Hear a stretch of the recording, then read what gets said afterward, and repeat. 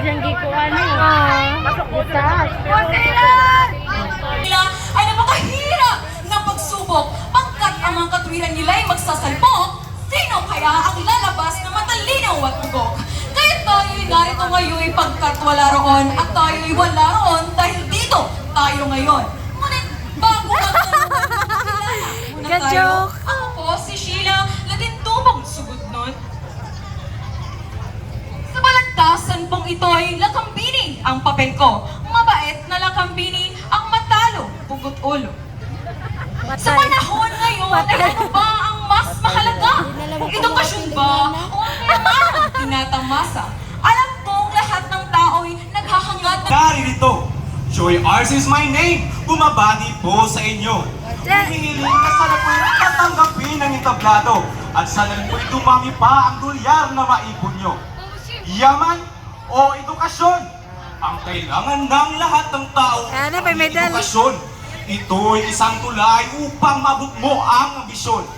Kailangan nating sumabay sa takbo ng panahon. Mahirap ang maging mangmang at ituring na sang patapon. Ang kayamanan ay may tuturing edukasyon. Ang edukasyon ay may tuturing kayamanan din. Di naubos na kalagay sa iyong isipan. Ito'y isang tulay para maabot mo ang iyong tagumpay. Ang kayamanan ay may tuturing ang edukasyon. Ito'y walang halumbilit kung ito ay parang nasa iyong puso. Tay, ako ay humihiling na tanggapin sa tanghalan. Ano nga ba ang mas mahalaga? Yaman o edukasyon? Ang mas mahalaga sa daigdig na ito ay kayamanan.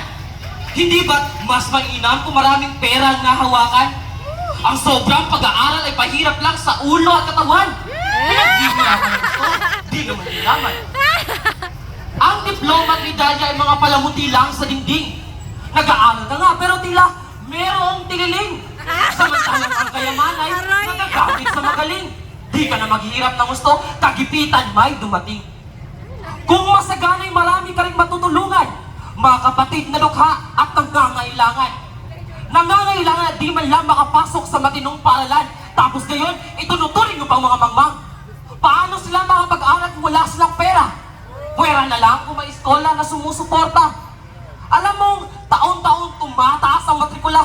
Kaya sa edukasyon, ako'y di naaasa pa. Aawatin ko na sana si Neryo na pogi. Ngunit napansin ko si Joy RC kanina pa hindi mapakali. Kaya't siya ngayo'y nagbabalik mas mainit, mas matindi upang lalo mapasarap palapakan natin muli. Ang edukasyon ay malaki rin ang tulong.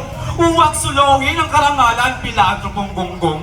Kung walang edukasyon, tayo kay dudunong, baka sa walang hanggang kamangmanganbay na kakulong. Kung walang tinapos, di kay gagalang ng gusto. Mamatahin ka lang ng kahit sinong impacto at demonyo. Kaya nasapawan si Bonifacio na Aguinaldo nung malitin siya sa isa sa mga magdalo. Kung may likas na talino, pero di naman binubungkal, ano ang kabuluhan para ka nagpapatiwakal? Sayang